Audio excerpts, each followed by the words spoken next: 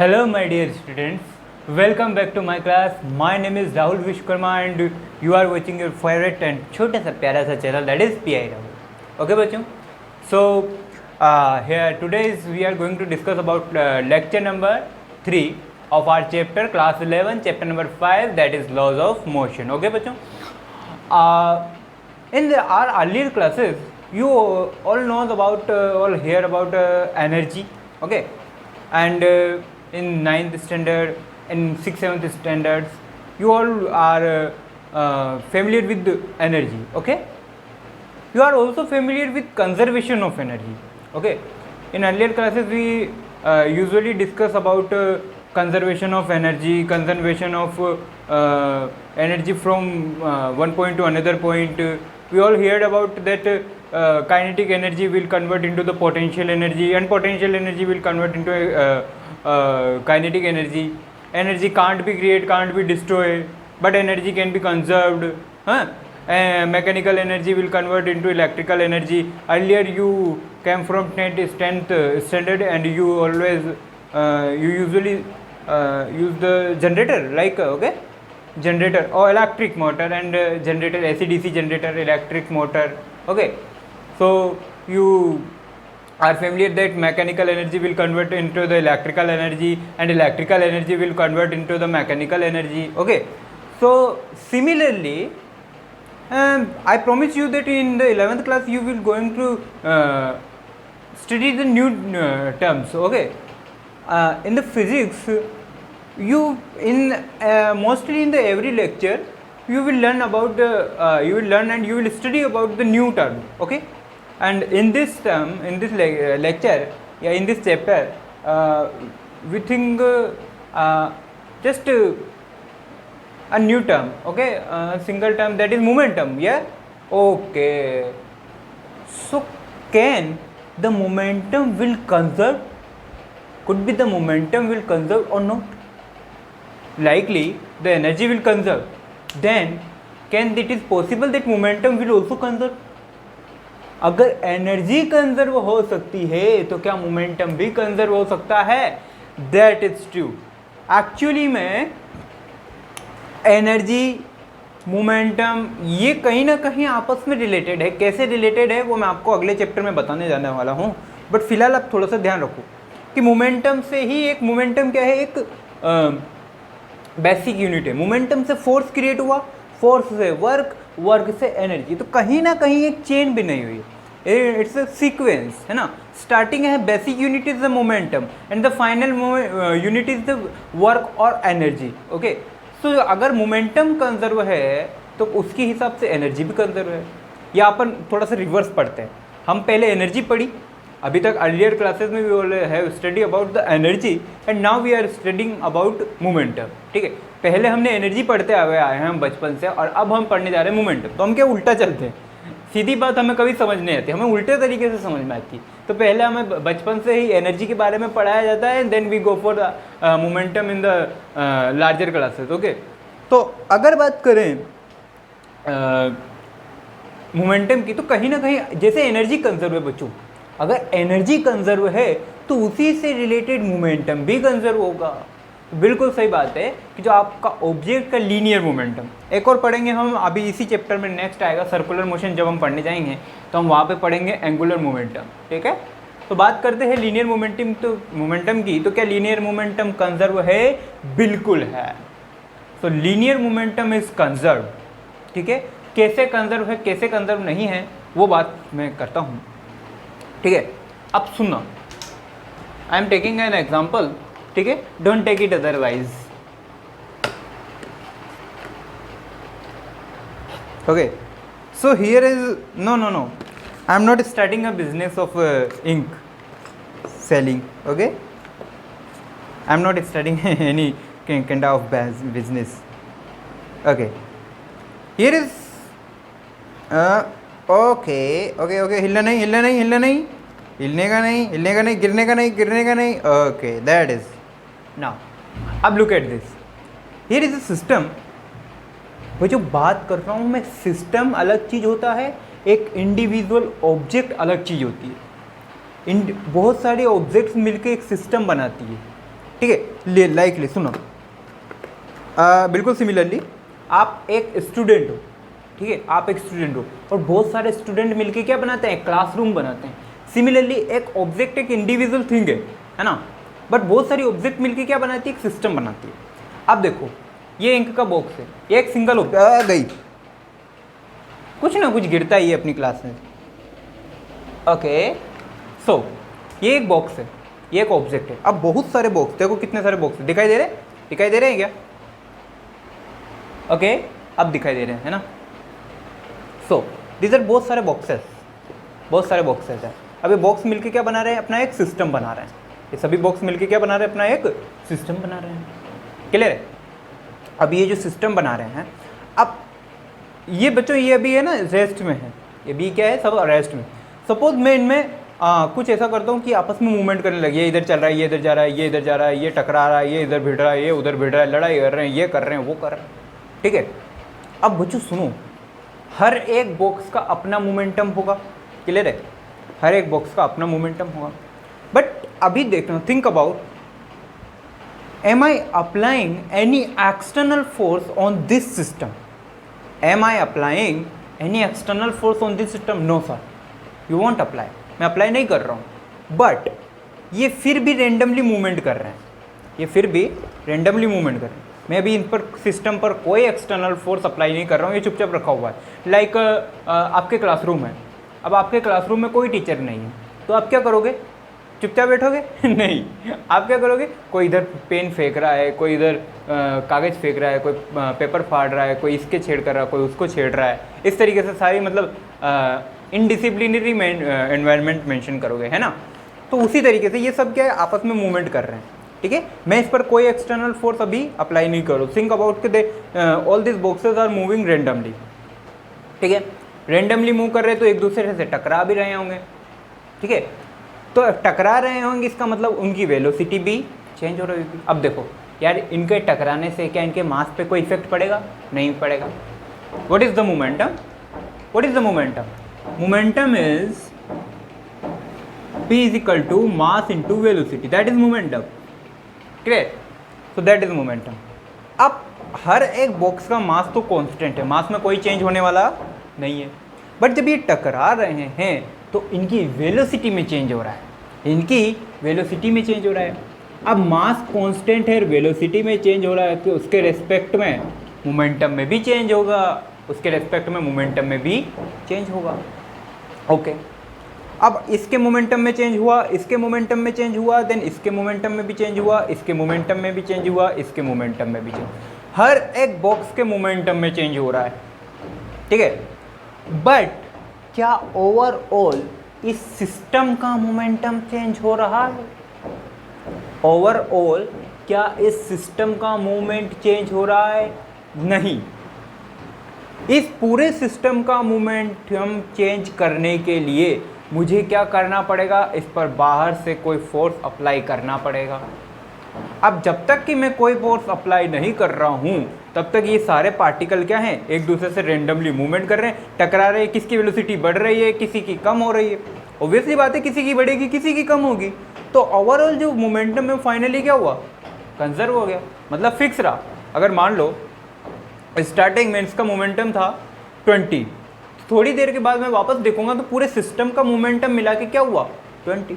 मान लो कितने बॉक्सेस हैं यहाँ पे? 1 2 3 4 5 बॉक्सेस है, तो 5 का मोमेंटम कितना?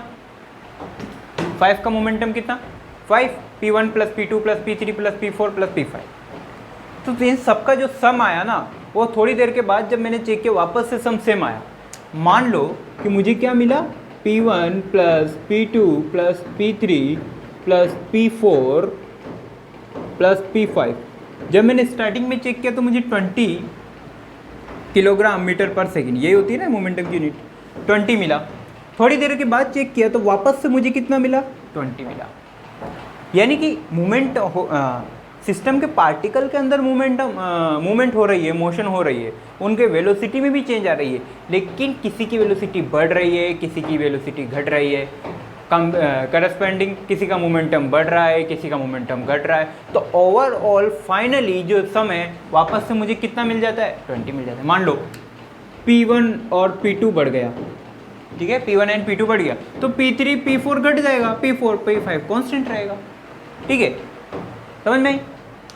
तो ओवरऑल वे जो डिसिप्लिन है, अब सुनो सुनो सुनो सुनो, सपोज अभी आपके क्लासरूम से टीचर, अभी आपके क्लासरूम में टीचर है, अब टीचर निकलने को हुआ, जब तक क्लास से टीचर निकलेगा नहीं तब तक आप क्या करोगे, डिसिप्लिन वे में बैठे रहोगे, सीटिंग अरेंजमेंट, ठीक है, डिसिप्लिन बैठे रहोगे। टीचर स्टाफ रूम में जाके क्या बोलेगा कि मैं अपने क्लास के बच्चों को बिल्कुल शांत एंड पीस इन्वायरमेंट में बिठाकर आया हूँ, ऐसा बोलेगा, क्योंकि जब तक वो टीचर गया तब तक तो आप क्या कर रहे थे, चुपचाप बैठे हुए थे। अब जैसे ही टीचर निकला आपने मस्ती वस्ती करी, मतलब परेशान किया, इधर उधर सारा अंडी से मस्ती करने लग गए। जैसे दूसरा टीचर आने को वापस आप चुपचाप से बैठ गए, वापस आप चुपचाप बैठ गए एज इट इज़। तो जब दूसरा टीचर आएगा तो वो भी क्या बोलेगा कि जैसा पहले वाला टीचर छोड़ के गया है वैसा ही दूसरे वाले टीचर को आने पे मिला।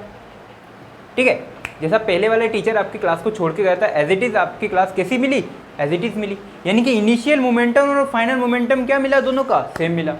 बट अगर इंडिविजुअल पार्टिकल की बात करें तो क्या इंडिविजुअल पार्टिकल का मोमेंटम चेंज हुआ? बिल्कुल हुआ, क्योंकि आप सबने क्या करी, मस्ती करी, है ना। भाई टीचर गया और टीचर आया, उसके बीच में आपने आराम से मस्ती कर ली। ठीक है, तो टीचर के जाने से पहले की जो कंडीशन थी, टीचर के बाद में आने के, टीचर के बाद आने, सॉरी टीचर के आने के बाद की कंडीशन भी सेम है। उसी तरीके से कंडीशन क्या है,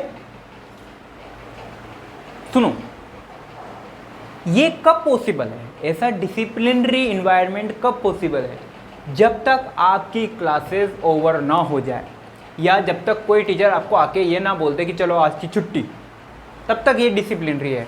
लेकिन जैसे ही किसी ने आके ये बोला कि आज आपकी छुट्टी, तो आप क्या करोगे, वापस से अपनी वाली पे आ जाओगे और सब इधर उधर भागना स्टार्ट कर दोगे। क्लियर है? तो वही काम है। तो मोमेंटम कंजर्वेशन कब जरूरी है, जब पूरे सिस्टम पर कोई भी एक्सटर्नल फोर्स ना लगे, पूरे सिस्टम पर कोई भी एक्सटर्नल फोर्स ना लगे। दैट मीन्स सिस्टम क्या हो, आइसोलेटेड सिस्टम हो। सिस्टम क्या हो, आइसोलेटेड सिस्टम। क्लियर है? तो इसी की बात करते हैं। In a isolated system, in a isolated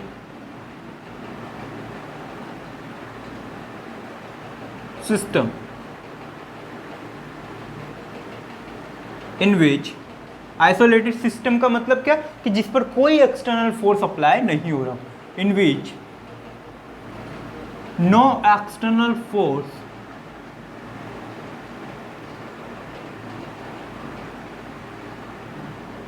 is applying।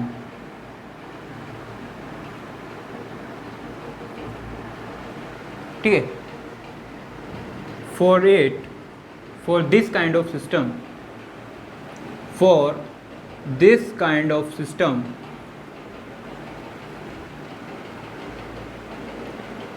its momentum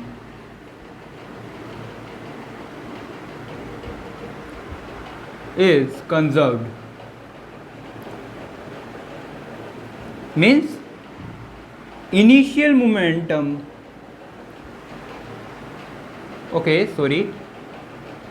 initial momentum will always equal to final momentum। initial momentum will always equal to final momentum। that means for of system, किसकी बात कर रहा हूँ मैं, system की बात कर रहा हूँ, इंडिविजुअल पार्टिकल की बात नहीं कर रहा हूँ, ऑफ सिस्टम। पूरी क्लास का डिसिप्लिन जैसा पहले था वैसा ही क्लास के टीचर के आने के बाद भी रहेगा। कब? जब तक कि फोर्स, एक्सटर्नल फोर्स क्या हो, कोई भी एक्सटर्नल फोर्स अप्लाई ना हो। यानी कि अगर न्यूमेरिकल वे में बात करूँ, अगर न्यूमेरिकल वे में बात करें तो if F external on this system is 0, system पर कोई एक्सटर्नल फोर्स अप्लाई नहीं है, देन सिस्टम का initial momentum will always equal to system का फाइनल मोमेंटम। ठीक है, इससे क्या पता चला, एक रिजल्ट और पता चल गया। इनिशियल मोमेंटम को क्या लिख सकते हो, इनिशियल मोमेंटम का formula mass into velocity of initial momentum is equal to mass into velocity of final momentum. That is, system का मास तो कांस्टेंट रहेगा ना यार, सिस्टम का मास थोड़ी चेंज होएगा, ठीक है। ओके, दैट इज, सो ये है आपके मोमेंटम कंजर्वेशन खाता। तो मोमेंटम कंजर्वेशन का मीनिंग इतना सा है कि अगर किसी भी सिस्टम पर कोई एक्सटर्नल फोर्स अप्लाई नहीं कर रहे हो, देन उसका जो इनिशियल मोमेंटम था वही उसका फाइनल मोमेंटम है। जो उसका इनिशियल मोमेंटम है वही उसका फाइनल मोमेंटम है, उसमें कोई चेंज आने वाला नहीं है, ठीक है। कहाँ तक दिखाई दे रहा है एग्जैक्टली, ओके। तो अगर मैं बात करता हूँ, जैसे मैंने आपको एग्जांपल दिया था 5 बॉक्सेस का। सो सपोज मेरे पास 5 बॉक्सेस है, ओके। सपोज मेरे पास क्या है, 5 बॉक्सेस है। So momentum of system is equal to always constant, यानी कि मोमेंटम क्या है, कांस्टेंट है ना। मोमेंटम कांस्टेंट है, इसका मतलब सिस्टम में कितने पार्टिकल, सिस्टम में कितने पार्टिकल्स, 5 पार्टिकल्स है। P1, P2, P3, P4, P5, इन सभी के मोमेंटम का सम क्या होगा, हमेशा कांस्टेंट होगा। इन सभी के मोमेंटम का सम कितना होगा, कांस्टेंट होगा। क्लियर है, मोमेंटम कांस्टेंट है या मोमेंटम कंजर्व है, इसका मतलब उसके अंदर जितने भी पार्टिकल है, जितने भी ऑब्जेक्ट है, उन सबका मोमेंटम हमेशा क्या रहेगा, कांस्टेंट रहेगा। उन सबका मोमेंटम हमेशा क्या रहेगा, कांस्टेंट रहेगा। क्लियर। अगर इसको और इसके फॉर्म में लिखे जाए तो मास को सबका मास भी अलग अलग, ठीक है। चलो खैर ये तो छोड़ते हैं। अब एक चीज और पता है सर, ये मोमेंटम आपने कहाँ पढ़ाया, न्यूटन के सेकंड लॉ में। मोमेंटम कहाँ पढ़ा हमने, न्यूटन के सेकंड लॉ में। लेकिन इसका जो कंजर्वेशन ऑफ मोमेंटम है, ये न्यूटन के थर्ड लॉ को भी एक्सप्लेन करता है। कैसे, देखो मान लो फिलहाल 2 ऑब्जेक्ट है, here is 2 object, okay, here is 2 objects. अब 2 ऑब्जेक्ट है तो मोमेंटम कितने हुए,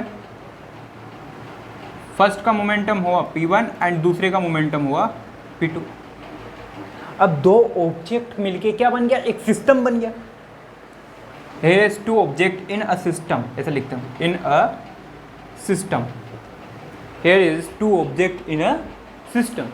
तो एक सिस्टम है जिसमें कितनी ऑब्जेक्ट है, मेरे पास 2 ऑब्जेक्ट है। अब 2 ऑब्जेक्ट है तो दोनों का मोमेंटम कितना, P1 एंड P2। अब मुझे एक मोमेंटम कंजर्वेशन से पता है कि P1 और P2 क्या होंगे, कांस्टेंट हो जाएंगे। सो P1 एंड P2 क्या होगा, कांस्टेंट हो जाएंगे। करो, सो P1 प्लस P2 क्या हो जाएंगे, कांस्टेंट हो जाएंगे। यूनिट P2 क्या हो जाएंगे, कांस्टेंट हो जाएंगे। और अगर P1 P2 कांस्टेंट है, इनका डिफरेंशिएशन करते हैं, इनका डिफरेंशिएशन करते हैं। डिफरेंशिएशन करें उससे पहले मैं ऐसा कर देता हूँ, P1 और P2 का फॉर्मूला लिखते हैं। P1 का फॉर्मूला m1v1, m1v1।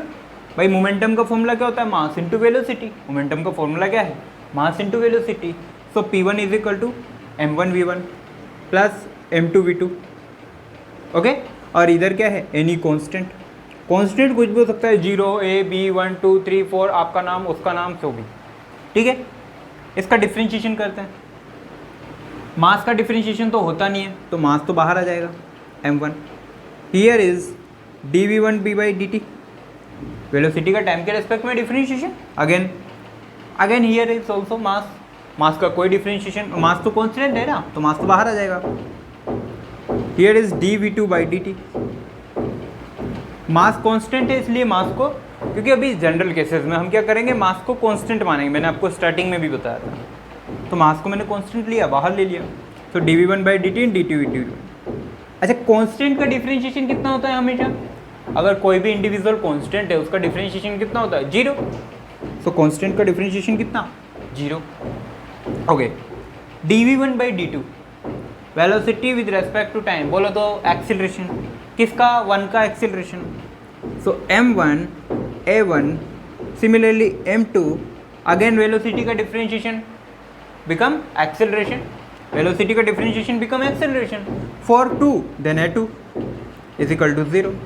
0 कहाँ से आया? constant का acceleration ये है.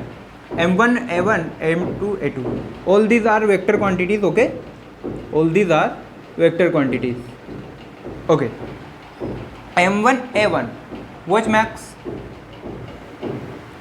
I think okay, I have a sufficient discuss. So m1 a1 is applied force on object number 1. m1 a1 क्या है? applied force on object number 1. okay, applied force on object number 2 is equal to 0. okay, now just transfer this. so f1 vector is becomes minus of f2 vector. मैंने क्या किया, इस plus वाले f2 को इधर लेकर आ गया तो क्या बन गया, प्लस का माइनस बन गया. so here is you going to see about that all the forces are equal in amount. All the force both of the forces are equal in amount but opposite in the direction. Both of the forces are equal in amount but opposite in the direction. That means this is the statement of action reaction law. You know the third law of motion, yeah, action reaction law of motion. What is this? That applied every action has an equal and opposite reaction. यानी कि applied force is action force and reaction force are always equal. Action force and reaction force are always equal but in opposite direction. So minus sign shows the direction. तो minus sign का meaning क्या है? Opposite है. Minus sign का meaning क्या? कि दोनों forces एक दूसरे के अपोजिट है. तो इस स्टेटमेंट से यानी कंजर्वेशन ऑफ लो या conservation of momentum gives the statement of action reaction. तो आप कंजर्वेशन का जो लॉ है उसको फॉलो करके भी इस चीज़ को अप्लाई कर सकते हो. What is this? Third law of motion. I think I should write it here. Okay, so third law of motion, that is the things. So that's why f1 vector is equal to minus of f2 vector. That is action reaction law. That means we follow the conservation of linear momentum law and we got the third law of motion. इसका मतलब ये है कि conservation of linear momentum is explain the third law of motion. ठीक है, so that's why conservation of linear momentum आपको पढ़ाया जाता है थर्ड लॉ के पढ़ाने के बाद. ये चीज़ है कंजर्वेशन ऑफ लीनियर मोमेंटम. ठीक है, अब इसकी एप्लीकेशंस देखते हैं इसकी और कहाँ कहाँ हम इसे यूज़ कर सकते हैं. पहले आप ऐसे कीजिए, आपको copy that, then we go for further.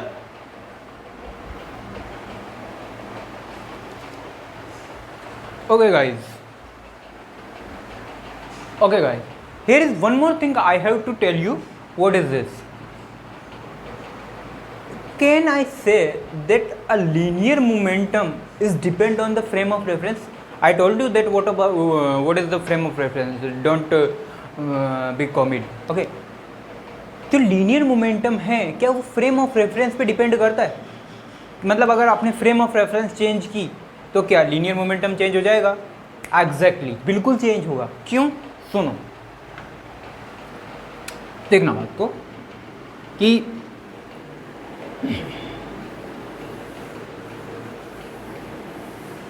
Okay, सो बच्चों देखना, सुनना बात. लीनियर मोमेंटम का फॉर्मूला क्या है? लीनियर मोमेंटम का formula P vector is equal to mass into velocity. Okay, अब मास तो फ्रेम ऑफ रेफरेंस से कोई चेंज होने वाला नहीं है क्योंकि मास एक ऐसी क्वांटिटी है जो कभी भी चेंज नहीं होता, ऐसा माना जाता है. ठीक है, सो कि वरना आइंस्टाइन भाई साहब ने इस चीज़ को भी गलत साबित कर दिया है. आपको पढ़ाऊंगा आइंस्टाइन रिलेटिव थ्योरी. ठीक है, सो मास तो कभी भी चेंज होने वाला नहीं है. फिर आप चाहे मास को फ्रेम ऑफ रेफरेंस यहाँ से लो, चाहे आदमी को चांद पे भेज दो तो भी मास चेंज नहीं होता है. उसका वेट जरूर चेंज हो जाता है, बस मास चेंज नहीं होता. खैर कोई बात नहीं. बात करते हैं वेलोसिटी की. वेलोसिटी चेंज हो सकती है? बिल्कुल चेंज हो सकती है. याद है मैंने रिलेटिव वेलोसिटी या आपको फ्रेम ऑफ रेफरेंस पढ़ाया. एक बार एक स्टूडेंट था, वो अपने फ्रेंड को रेलवे प्लेटफॉर्म पे छोड़ने गया. तो जब रेलवे प्लेटफॉर्म वाले फ्रेंड से मैंने उस फ्रेंड की वेलोसिटी पूछी तो क्या पता सर 20 मीटर पर सेकेंड की स्पीड से वो निकल चुका है, ठीक है। जब मैंने ट्रेन के अंदर बैठे हुए किसी पैसेंजर से पूछा बता तेरे सामने वाले की स्पीड क्या है, तो उसने 0 बताई क्योंकि वो कहीं चल नहीं रहा था। इसका मतलब फ्रेम ऑफ रेफरेंस से फ्रेम ऑफ रेफरेंस चेंज होगा तो उसकी वेलोसिटी भी चेंज होगी या स्पीड भी चेंज होगी। वेलोसिटी की बात करो या स्पीड की बात करो कुछ भी, तो वेलोसिटी या स्पीड जो भी है वो फ्रेम ऑफ रेफरेंस पे चेंज होगी या नहीं होगी? एग्जैक्टली होगी। क्यों?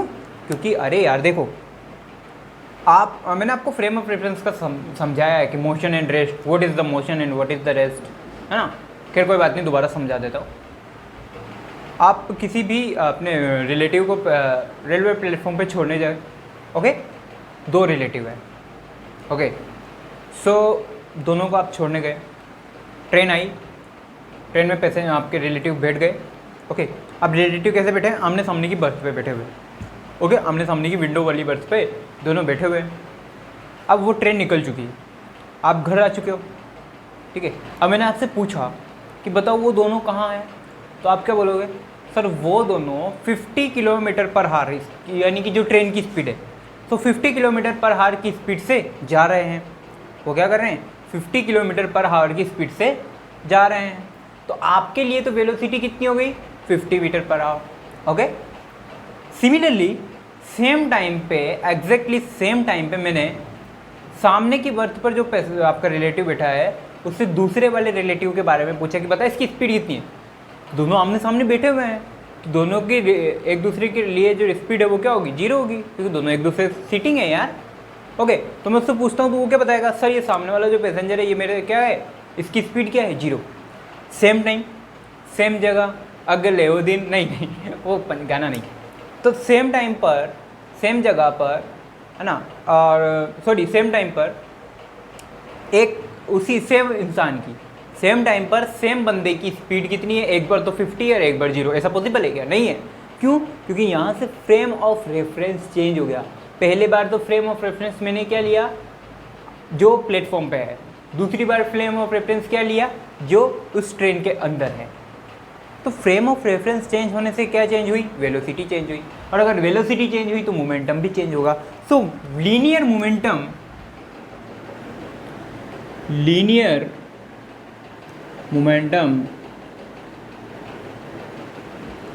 does not affected, sorry, linear momentum depend on frame of reference, depend on frame of reference, clear है? तो फ्रेम ऑफ रेफरेंस पे लीनियर मोमेंटम तो डिपेंड करता है, लेकिन क्या conservation of linear momentum affect होगा? तो नहीं। Conservation of linear momentum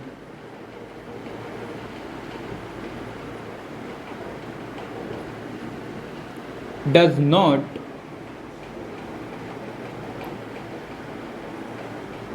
depend on frame of reference, does not depend on frame of reference. That is the main thing.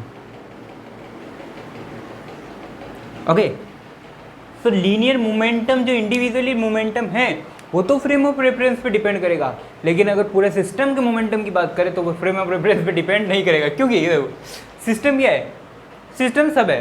अब आपने अलग अलग बार बात करी, एक बार आपने फ्रेम ऑफ रेफरेंस लिया प्लेटफॉर्म और एक बार आपने लिया फ्रेम ऑफ रेफरेंस क्या? ट्रेन। तो अब सिस्टम क्या बोलेगा? सर मैं तो खुद सिस्टम हूँ। अब सिस्टम में क्या आ गया? सिस्टम में रेलवे प्लेटफॉर्म भी आ गया और ट्रेन के इनसाइड जो है वो भी आ गया। तो पहले स्टार्टिंग में ट्रेन दोनों मोमेंटम कितना था? जब 50 और प्लस 0 वाला, मतलब एक बार जो मोमेंटम आपने 50 के साथ में लिया, एक बार मोमेंटम 0 के साथ में लिया, उन दोनों को सम कर दो, वो पूरा क्या है? सिस्टम का मोमेंटम है। तो अब जब चाहो तब उसकी मोमेंटम चेक कर लो, पूरा सिस्टम का मोमेंटम तो क्या रहेगा? सेम रहेगा, क्योंकि दोनों जो फ्रेम ऑफ रेफरेंस है, दोनों जो फ्रेम ऑफ रेफरेंस है जो आपने प्लेटफॉर्म पे ली या जो आपने ट्रेन के इनसाइड ली, वो दोनों कंबाइंडली मिलके क्या बना रही है? खुद एक सिस्टम बना रही है। तो काहे का मोमेंटम उस पर डिपेंड करेगा यार, ठीक है। तो मोमेंटम कंजर्वेशन ऑफ मोमेंटम की बात करो या सिस्टम का मोमेंटम की बात करो, वो फ्रेम ऑफ रेफरेंस पे डिपेंड नहीं करता है। बट अगर इंडिविजुअली मोमेंटम ऑफ की बात करें तो वो फ्रेम ऑफ रेफरेंस पे डिपेंड करता है। ये बहुत स्टार मार्क करने वाली बात है, लिख ले आप, स्टार मार्क करके लिखो और इसे अपने दिल पर काले पेन से लिख लेना इसको, ठीक है, कि linear momentum depend on frame of reference but conservation of linear momentum does not depend on frame of reference. Conceptual है, ठीक है। ओके बच्चों, अब यह हुआ आपका conservation of linear momentum finish. अब हम देखने जा रहे हैं कि what kind of daily life we use this concept. वो डेली लाइफ में भी यूज होता है, exactly this concept is usually used in daily life. तो डेली लाइफ में हम इसे कहाँ यूज़ करते हैं, क्या क्या इसके एप्लीकेशंस हैं। तो मेनली हम दो तरीके से एप्लीकेशंस पढ़ने वाले हैं। पहली होती है रिकॉइलिंग ऑफ गन, शूट करने वाला। दूसरा जो मेन कंसेप्ट है वो है हमारा रॉकेट लॉन्चिंग, ठीक है। तो दो कंसेप्ट हम यहाँ पे पढ़ने वाले हैं, तो कॉपी कीजिए।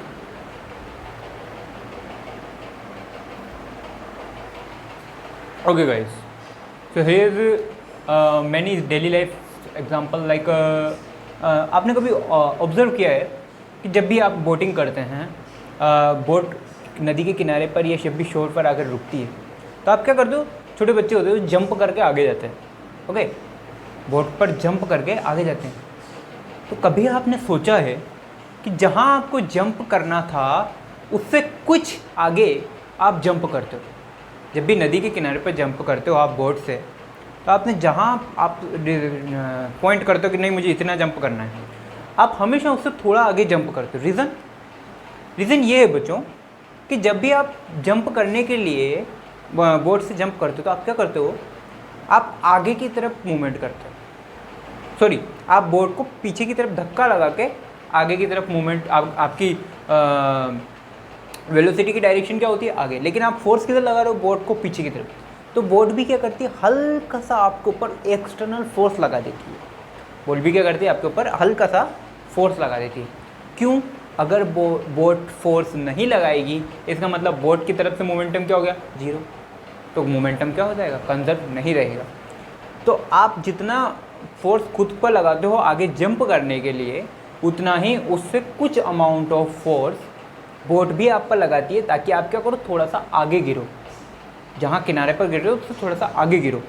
उससे क्या होगा कि बोट भी आपको क्या दे रही है, some amount of velocity provide करवा रही है। तो दोनों टाइम में जब आप बोट में रुके हुए थे तब भी आपका मोमेंटम जीरो था, और फाइनली जब आप बोट पर जंप कर रहे हो उस टाइम भी जो मोमेंटम है वो लगभग उनका जो सम है वो जीरो हो जाएगा। खैर ये तो जनरल एग्जांपल है। अब बात करते हैं रिकॉइलिंग ऑफ गन। अच्छा एग्जांपल है और काफ़ी मतलब फेमस एग्जांपल है, इससे रिलेटेड क्वेश्चंस भी बनते हैं। तो पहले बात करेंगे बड़े प्यार से रिकॉइलिंग ऑफ गन। पहली एप्लीकेशन है रिकॉइलिंग ऑफ गन। अले okay, recoiling of gun. Okay बच्चों, अब गन की रिकॉइलिंग कैसे होती है, क्या सीन बनता है, वो चीज़ सीखते हैं। बच्चों कभी भी आपने देखा होगा जब ऑब्जेक्ट या जो गन है, अब गन बनाते हैं, ठीक है, ये मेरी प्यारी सी बंदूक चली, okay, that is the gun. अब बच्चों मैं गन बना रहा हूँ, आप अपने हिसाब से डिज़ाइन ड्रॉ कर लेना, ओके। अभी गन का ट्रिगर पुश नहीं किया गया है, दैट मीन्स जो बुलेट है वो बिल्कुल यहाँ पर रखी हुई है। अभी बुलेट यहाँ पर रखी हुई है, ओके। फिलहाल यहाँ पे कोई ट्रिगर नहीं है, तो बुलेट आगे नहीं जा रही है, मतलब बुलेट की कोई वेलोसिटी भी नहीं है। कोई बुलेट की वेलोसिटी नहीं है तो बुलेट का मोमेंटम भी जीरो। सिमिलरली गन भी पीछे की तरफ नहीं धक्का खा रही है, इसका मतलब गन का वेलोसिटी भी जीरो। यानी कि ओवरऑल अब सिस्टम क्या है, सिस्टम है, आज पहले तो सिस्टम डिसाइड कर लो कि सिस्टम क्या बना। सिस्टम क्या है, bullet plus gun, bullet plus gun, that is the system.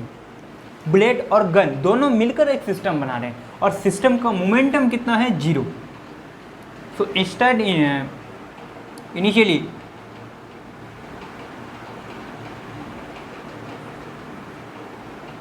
Momentum is momentum ये remain constant, okay, momentum remains constant, यानी कि इनिशियल मोमेंटम कितना है, 0। इनिशियल मोमेंटम क्या है, 0। ओके, नेक्स्ट टाइम, ओके, मैं यहाँ लिख देता हूँ मास, कैपिटल एम क्या है, मास ऑफ, चलो वो मैं बाद में लिख देता हूँ। अब क्या करते हैं, अब जैसे ही मैंने इसको ट्रिगर को शूट किया, मैंने ट्रिगर को क्या किया, शूट किया, या ट्रिगर दबाया, ट्रिगर पुश किया, शूटिंग की। शूटिंग स्टार्ट करने पर मैंने देखा, I just say that again there is bullet. Now what is happening? The bullet is fired. Bullet fire हो चुकी है बच्चों, और ठीक है, अब देखो that is small v. What is the small v? Small v is velocity of bullet. मैं लिख नहीं रहा हूँ, ध्यान दे देना, velocity of bullet. अब ये गन जो है ये पीछे की तरफ भागेगी, ऑब्वियसली बात है, so that is velocity capital V. Capital V क्या है, velocity of gun. Again mass of gun is capital M and mass of bullet is small m। Okay, मैं लिख नहीं रहा हूँ, बस बता रहा हूँ कि बुलेट का मास कितना है, स्मॉल m, बुलेट की वेलोसिटी कितनी है, स्मॉल v, गन का मास कितना है, कैपिटल M, एंड गन की वेलोसिटी कितनी है, capital V। Okay, that is. अब जैसे ही मैंने शूट किया, अब सिस्टम का मोमेंटम क्या होगा, अब सिस्टम का मोमेंटम क्या होगा, सुनो। When firing is started, when firing is starts, जब शूटिंग स्टार्ट हो चुकी है, then momentum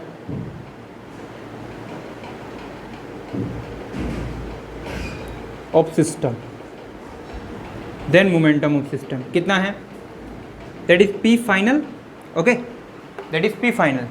and what is the P final, final momentum क्या है, इसका मोमेंटम और इसका मोमेंटम, यानी कि मोमेंटम ऑफ, वेक्टर लगा देता हूँ, that is vector quantity. Okay, momentum of gun plus momentum of bullet. System का मोमेंटम क्या बन जाएगा, गन का मोमेंटम और बुलेट का मोमेंटम। ओके, सो गन का मोमेंटम कितना है, m इंटू वी, बुलेट का momentum small m into small v. Clear, तो लिखते हैं यहाँ पे P final is equal to vector quantity,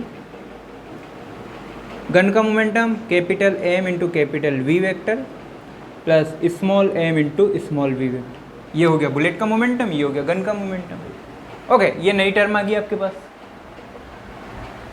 okay, अब applying conservation of linear momentum from conservation law, conservation law से क्या कि सिस्टम का इनिशियल मोमेंटम और सिस्टम का फाइनल मोमेंटम क्या होना चाहिए, आपस में बराबर होना चाहिए, मतलब कांस्टेंट होना चाहिए। तो इनिशियल मोमेंटम और फाइनल मोमेंटम आपस में क्या होंगे, बराबर होंगे। अच्छा, इनिशियल मोमेंटम कितना, 0, तो फाइनल मोमेंटम भी कितना होना चाहिए, 0, यानी कि this sum will be equal to 0। भाई कंजर्वेशन ऑफ लीनियर मोमेंटम का क्या है कि स्टार्टिंग में जो मोमेंटम था वही फाइनल मोमेंटम है, स्टार्टिंग में जो मोमेंटम था वही फाइनल मोमेंटम है, स्टार्टिंग में मोमेंटम पी आई वही फाइनल मोमेंटम पी एफ। अब स्टार्टिंग का मोमेंटम तो क्या था, 0, भाई दोनों रेस्ट में तो वेलोसिटी 0 तो मोमेंटम 0, सो स्टार्टिंग में तो मोमेंटम कितना, 0, तो फाइनल मोमेंटम भी ऐसा आएगा कि इनका सम जो है वो क्या होगा, 0 हो जाएगा, इनका सम कितना हो जाएगा, 0 हो जाएगा। तो आप अप्लाई कर देते हैं, आ जाओ। Okay, now P initial is equal to P final is equal to 0, P initial is equal to P final is equal to 0। Okay, मतलब अब आपको क्या रखना है, इसके सम के इक्वल 0 पुट करना है। Okay, that is, so capital M V vector plus small m V vector is equal to 0। यहाँ से होती है, आपको निकालना है वेलोसिटी ऑफ गन, कितना होगा, ये इधर चला गया, minus m into v vector upon gun का mass, that is, and what is the v vector, capital V vector is recoiling speed of gun, recoiling speed of gun, दिखाई दे रहा है क्या? अच्छा गन नहीं दिखाई दे रहा, okay, recoiling speed of gun that is, यानी कि अगर मैं किसी भी गन से किसी बुलेट को फायर करता हूँ तो कितनी स्पीड से वो बुलेट मेरे पीछे की तरफ आएगी, ठीक है, कितनी स्पीड से बुलेट मेरे पीछे की तरफ आएगी, वो स्पीड क्या होती है? Recoiling speed of gun, that speed will be the recoiling speed of gun. What is the recoiling speed of the gun? That is कितनी स्पीड से मेरी गन पीछे की तरफ आ रही है। आपको पता है, ऑब्वियसली बात है, आपको पता है कि जब भी मैं गन से शूट करता हूँ तो बुलेट आगे जाती है और गन पीछे आती है। आपने कई मूवीज़ में देखा होगा कि जब भी शूटिंग होती है तो मोस्टली जो केसेस होते हैं उनमें गन के नीचे इस तरीके से हैंड रखते हैं फिर शूट करते हैं, याद है? कई केसेस में ऐसा होता है सीधा ऐसे शूट करते हैं, लेकिन कई केसेस में ऐसा होता है, या लिटरली जब आप कहीं पे शूटिंग देखोगे, कभी इनकाउंटर के वीडियो देखना, तो उसमें क्या होता है कि जब गन से शूट कर रहे होते तो रिवॉल्वर या गन जो भी है उससे जब शूट कर रहे होते तो उसके नीचे जो गन का ये वाला हिस्सा होता है यहाँ से पकड़ के इस तरीके से हाथ रखा जाता है। वो हाथ क्यों रखा जाता है? वो हाथ इसलिए रखा जाता है कि ताकि हाथ पर झटका ना लगे, क्योंकि अगर फ्रीली आप रेंडमली कोई ऐसे शूट करो, जैसे आप गन को शूट करोगे आपके हाथ पर इतने ज़ोर से झटका लगेगा कि आपके हाथ में सूजन आ सकती है।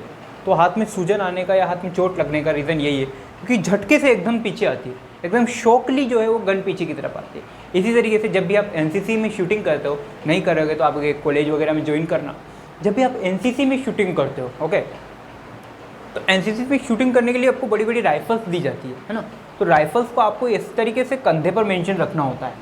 तो ये वाला हिस्सा जो है राइफल का, जो पीछे वाला हिस्सा होता है वो आपको कंधे के ऊपर रखा जाता है यहाँ से। उसका रीज़न है, अगर आपने यहाँ रखी, मान लो उस राइफल के हिस्से को आपने यहाँ रखा है, बिल्कुल सटा के रखा हुआ है इससे, तो शूट किया और राइफ़ल का वेट भी ज़्यादा है, तो जैसे आप शूट करोगे तो वेलोसिटी के साथ में राइफ़ल पीछे आएगी और आपका ये वाला हिस्सा जो है वो चोटिल होने की संभावना है। इसीलिए राइफ़ल को इस तरीके से पकड़ा जाएगा कि यहाँ वाला हिस्सा आपको टच ना करे, आपकी बॉडी को ये हिस्सा टच ना करे। तो या तो आप जब भी राइफ़ल से शूट करते हो तो जो पीछे वाला हिस्सा है वो कंधे के ऊपर रखा जाता है, या फिर एक डिस्टेंस पे उसको रखा जाता है ताकि वो पीछे आए तो आपके इस वाले हिस्से को चोटिल ना करे, ठीक है। तो वहाँ पे भी कंजर्वेशन ऑफ मोमेंटम होगा। और किस वेलोसिटी के साथ में गन पीछे आएगी, वो velocity this is M V vector upon M. Bullet का मोमेंटम और गन का मास, बुलेट का मोमेंटम और गन का मास। माइनस साइन क्या बताता है? माइनस साइन बताता है वेलोसिटी पीछे की तरफ। माइनस साइन क्या बता रहा है कि जिधर बुलेट जा रही है उसके अपोजिट में गन आ रही है। माइनस साइन का मतलब क्या है? जिधर बुलेट जा रही है उधर उसके अपोजिट गन आ रही है, that is the thing, okay. अब थोड़े से रिजल्ट बना लेते हैं इसके ऊपर। पहली बात तो ये है, आपने यहाँ देखा होगा कि capital V vector is inversely proportional to capital M. जो चीज़ मैं आपको बताने जा रहा हूँ दैट इज द थिंग। पहला रिजल्ट कॉपी करेंगे, capital V vector is inversely proportional to capital M, यानी जितना ज़्यादा इसका मास होगा उतनी ही कम उसकी स्पीड होगी। मतलब जितनी बड़ी और जितनी वज़नदार राइफल होगी ना, उतनी ही कम स्पीड से आपकी जो गन है वो पीछे आएगी। यानी कि एक तो आप लो देसी कट्टा होता है ना 5-10 100-150 ग्राम का, ठीक है, एक राइफल ले लो आप 1 किलो की 1000 ग्राम, ठीक है।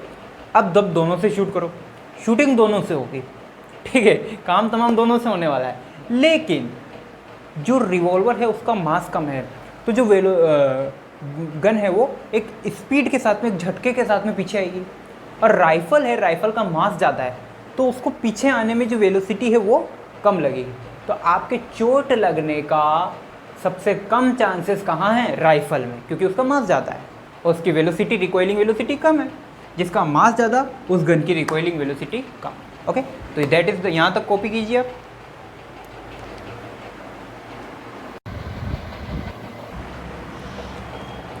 ओके बच्चों, नेक्स्ट एप्लीकेशन है रॉकेट परपुलेशन।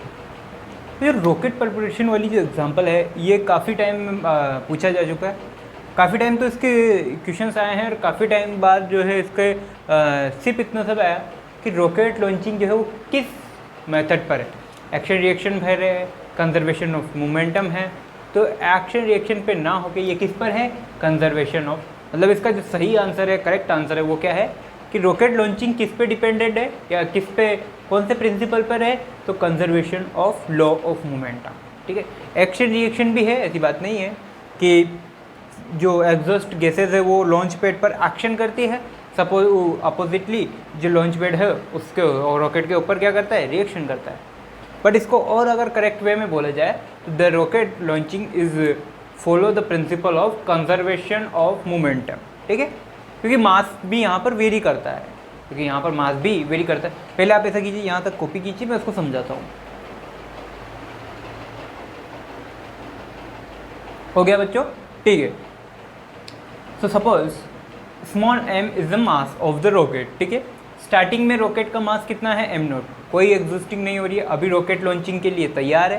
ठीक है, लॉन्च पैड पर रखा हुआ है, अभी लॉन्चिंग की काउंटडाउन शुरू हो चुका है बट लॉन्च नहीं हुआ है। That's why the my initial mass of the rocket is m0। Okay, now we just start the rocket, है ना, टू लॉन्च। अब जो रॉकेट लॉन्चिंग हुआ तो गैसेज क्या कर रही है, एग्जॉस्ट होना स्टार्ट होगी, exhausting of gases is starting. So अब अगर गैसेज निकल रही है इसका मतलब उसमें मास में चेंज आ रहा है, रॉकेट के मास में चेंज आ रहा है। कितनी सारी गैसेज, अमाउंट ऑफ गैसेज निकलेगा, है ना, तो अमाउंट ऑफ गैसेज निकलेगा तो ऑब्वियसली बात है उसका मास चेंज हो रहा होगा। जो मास है वो कितना है, mass of rocket eight any instant small m। ठीक है, अब क्या हुआ है, गैसेज निकल चुकी है और रॉकेट क्या है, स्टार्टिंग हो चुका है। तो मान लो किसी टाइम t पर उसका मास कितना है, स्मॉल m है। mr क्या है, residual of mass of empty container. मतलब जब भी धीरे धीरे आपने देखा होगा कि जैसे ही रॉकेट स्पेस में एंटर करता है तो उसके जो खाली कंटेनर होते हैं वो कंटेनर अलग होना स्टार्ट हो जाते हैं। तो जब वो कंटेनर अलग हो जाएंगे तब मास कितना है, mr। ओके, u क्या है, गैसेस की वेलोसिटी जब गैसेस निकल रही है, v क्या है, रॉकेट की वेलोसिटी जिससे वो आगे निकल रहा है। ठीक है, okay, u is velocity of exhaust gas, v is velocity of rocket. Okay, अब बात करते हैं इधर rate of change in rocket mass. Obviously बात है कि गैसेस निकल रही है तो रॉकेट के मास में चेंज आ रहा है, तो टाइम के साथ साथ कितना चेंज आ रहा है, तो मास में चेंज की रेट क्या होगी विद रिस्पेक्ट टू टाइम। अच्छा, ये किस पे डिपेंड है, फ्यूल कितना कंजप्ट कर रहा है, भाई रॉकेट कितना फ्यूल कंजप्ट कर रहा है या कितनी गैसेस बाहर निकल रही है, ये सब आपस में को रिलेटेड। देखो मास में चेंज हो रहा है किसकी वजह से, गैसेस के निकलने की वजह से। मास में चेंज किसकी वजह से हो रहा है, गैसेस के निकलने की वजह से। ओके, और गैसेस किसकी वजह से निकल रही है, फ्यूल कंजप्शन की वजह से। तो तीनों रेट, यानी कि rate of change in rocket mass, rate of fuel consumption, rate of fuel ejection यानी गैस इजेक्शन, ये सब आपस में बराबर है किसके, dm/dt। What is this, dm/dt। ठीक है, तो अगर आप तीनों में से कुछ भी चीज़ पूछा जाए आंसर क्या लगाना है, dm/dt को लेके सोल्व करना है। देन अब रॉकेट पर क्या लग रहा है, थ्रस्ट लग रहा है, ऊपर की तरफ एक थ्रस्ट फोर्स लग रहा है। थ्रस्ट आप अच्छे से समझ में आता है, 9th में पढ़ के आओ, है ना, जिसका अब जब आप ओलपिन वगैरह पर जो फोर्स लगा तो उसे थ्रस्ट बोला जाता है। ठीक है, खैर जो थ्रस्ट है वो कितना है। अब यहाँ पर मैंने आपको जब मोमेंटम में न्यूटन के सेकंड लॉ में मैं आपको फोर्स का फॉर्मूला डिराइव किया था, F = m × f, वहाँ पर मैंने एक आपको लिखवाया था, एक बार मास चेंज हो रहा था, एक बार वेलोसिटी चेंज हो रही थी, याद है। मैंने आपको कुछ ऐसा लिखवाया था, यार जगह नहीं दिख रही मेरे को। F = पहले मैंने मास कंसिडर कांस्टेंट कंसिडर किया, dv/dt लिखा, फिर मैंने वेलोसिटी को कांस्टेंट कंसिडर किया, dm/dt लिखा था, याद है, ऐसा लिखा था मैंने। फिर मैंने बोला था कि ये एक यूनिवर्सल कंडीशन है, ठीक है, और F = a में इसका एक स्पेशल केस है, याद होगा आपको। तो सेम चीज़ अपने को यहाँ अप्लाई करनी, क्योंकि अब यहाँ पे मास कांस्टेंट नहीं है, रॉकेट का मास यहाँ पे कांस्टेंट नहीं है, रॉकेट का मास टाइम के साथ साथ चेंज होता जा रहा है। और अगर और फ्रेंकली बोलूँ तो रॉकेट का मास धीरे धीरे कम होता जा रहा है, रॉकेट का मास धीरे धीरे कम होता जा रहा है, क्योंकि गैसेस भी निकल रही है, स्पेस में जाने के बाद उसके कंटेनर अलग हो जाएंगे, सब कुछ उसके साथ तो निकाल रहा है, छूट रहा है, तो उसका मास क्या हो रहा है, धीरे धीरे कम होता जा रहा है ना। अब मास चेंज हो रहा है तो फोर्स का जो फॉर्मूला वो होगा दिस, पहले वेलोसिटी कांस्टेंट मानी, मास चेंज हो रहा है तो dm/dt। ओके, अब मास कांस्टेंट माना और वेलोसिटी में चेंज dv/dt, और dv/dt यहाँ पे एक्सीलरेशन कौन सा लग रहा है, ग्रेविटेशनल एक्सीलरेशन है, तो g। अगर मैं इसको ऐसा नहीं लिखता, तो मुझे क्या लिखना पड़ता, m इंटू dv/dt, ये लिखना पड़ता। और dv/dt का मतलब क्या होता है, एक्सीलरेशन, और यहाँ पे एक्सीलरेशन किसके लग रहा है, ग्रेविटेशनल एक्सीलरेशन लग रहा है, इसलिए मैंने एक्सीलरेशन को g लिख दिया। जी भी क्या है, ग्रेविटेशनल एक्सीलरेशन 9.8 मीटर पर सेकेंड स्क्वायर, तो वही है। अब मान लो ग्रेविटी को नेग्लेक्ट कर दो। ओके, मान लो मैंने ग्रेविटी को नेग्लेक्ट कर दिया। नेग्लेक्ट करने का मतलब कि अभी स्पेस में जस्ट एंटर हुआ, रॉकेट क्या हुआ, स्पेस में अर्थ की जो ग्रेविटेशनल लेयर है उसे क्रॉस करके जस्ट स्पेस में एंटर हुआ है। अब अगर स्पेस में एंटर हुआ तो वहाँ पे ग्रेविटी नहीं है। अगर ग्रेविटी जीरो तो आंसर क्या आएगा, -u इंटू dm/dt। तो अप्लाइड फोर्स क्या आएगा, दिस वन, खत्म। अगर इसका एक्सीलरेशन निकालने को बोलूँ तो अब मैं बोलता हूँ कि इस पर एक्सीलरेशन निकालो, एक्सीलरेशन ऑन रॉकेट, एक्सीलरेशन निकालो, तो फॉर्मूला ये रहा। ओके, एक्सीलरेशन f की जगह मैं क्या पुट कर सकता हूँ, m इंटू ए।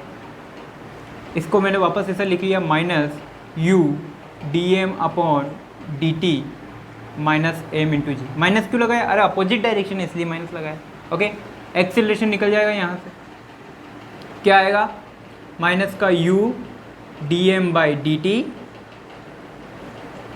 ये एक्सेलरेशन निकालना, मास को नीचे लिया है, अपॉन मास, यहाँ मास से डिवाइड करूँगा तो बचेगा क्या, g, that is the acceleration. Okay, अगर ग्रेविटी को नेग्लेक्ट कर दो तो, ग्रेविटी को नेग्लेक्ट करो, ग्रेविटी इज नेग्लेक्टेड,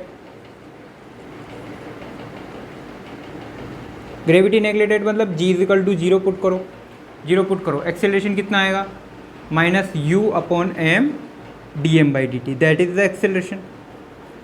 भाई ग्रेविटी जीरो हो गई ना, खत्म, दैट इज द एक्सेलरेशन। ठीक है, तो बच्चों ये था आपका मोमेंटम कंजर्वेशन।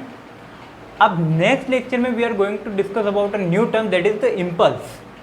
ओके, इम्पल्स नाम की हम जो चीज़ है वो बिल्कुल मोमेंटम से कहीं ना कहीं रिलेटेड ही है, तो हमने वो पढ़नी है नेक्स्ट लेक्चर में। और लीनियर मोमेंटम कंजर्वेशन और इम्पल्स दोनों के कंबाइंड न्यूमेरिकल सोल्व करेंगे। तो नेक्स्ट लेक्चर का हमारा टास्क क्या है, इम्पल्स को पढ़ना और इम्पल्स प्लस मोमेंटम कंजर्वेशन के क्वेश्चंस सोल्व करना। ठीक है, तो लेक्चर नंबर 4 में हम यही काम करने वाले हैं। और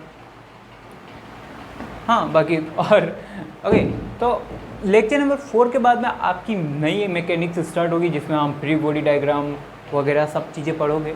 ठीक है, धीरे धीरे हम हमारे वे पर आ रहे हैं। ठीक है, अब आप करना क्या है कि सारी चीज़ें, ये जितने भी कंसेप्ट पढ़े हैं ना, बस लॉज ऑफ मोशन में ये लास्ट कंसेप्ट है, या लेक्चर नंबर 4 में जो है इम्पल्स एक और टर्म है। इम्पल्स पढ़ने के बाद आपका थ्योरी पार्ट खत्म हो जाता है। ओके, थ्योरी पार्ट खत्म हो जाता है, यानी कि सारे कंसेप्ट आपने सीख लिए हैं।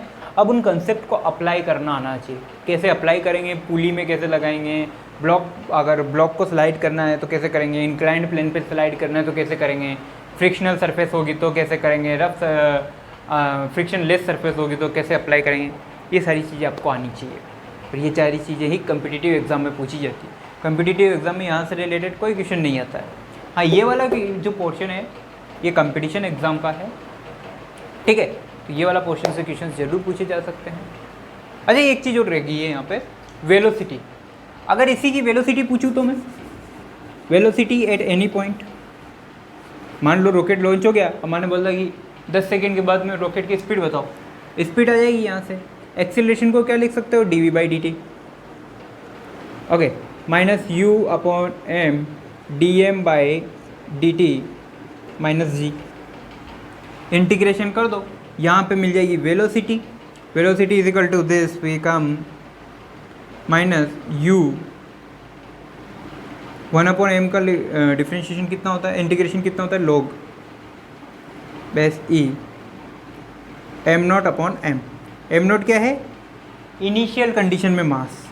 Okay, so this is -g into t minus g into t. Okay, this is the velocity at any instant. Rocket की वेलोसिटी क्या होगी, ये होगी किसी भी इंस्टेंट पे। ओके, दूसरी चीज, एक बर्नट स्पीड और होती है बच्चों, बर्नट स्पीड। बर्नट स्पीड क्या होती है, अगर मान लो ये तो नॉर्मल हुई स्पीड हुई, ये तो क्या हुई नॉर्मल स्पीड, जहाँ पे एम नोट क्या है स्टार्टिंग में रॉकेट का मास और एम क्या है उस इंस्टेंट पे रॉकेट का मास, ठीक है, ये तो होगी नॉर्मल स्पीड। बर्नट स्पीड और एक और होती है,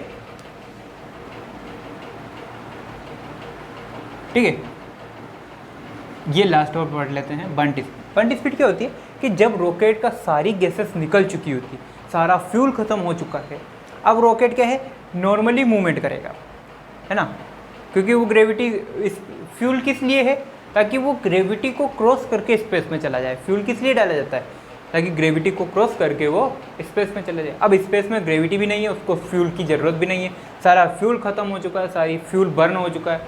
तो जब फ्यूल बर्न होने के बाद में, कंप्लीट बर्न होने के बाद में, जब जिस वेलोसिटी के साथ में रॉकेट मूव करता है उस वेलोसिटी को बोला जाता है बर्न स्पीड या burn velocity. So that is v equal to minus u log base e m upon M R, that is the burn speed. M R क्या है, residual mass of empty container, ठीक है, so that is the burn speed. Okay, तो जो इसी के साथ में एक चैप्टर खत्म करते हैं। नेक्स्ट लेक्चर में मिलेंगे लेक्चर नंबर 4, जिसमें हम पढ़ेंगे इम्पल्स, ओके, और कंजर्वेशन ऑफ मोमेंटम। इन सभी के कंबाइंड न्यूमेरिकल भी सोल्व करेंगे। तो नेक्स्ट लेक्चर बहुत इंपॉर्टेंट होने वाला है, चाहे आप एनसीईआरटी के हिसाब से देखें, चाहे आप कॉम्पिटिटिव के हिसाब से देखें, ठीक है। कॉन्सेप्ट मैं आपको समझा चुका हूँ और इनको आप पढ़िए, रिकॉइल कीजिए, रिवाइज कीजिए, सॉरी, ओके, तो रिवाइज कीजिए और तब तक के लिए ऑल द बेस्ट।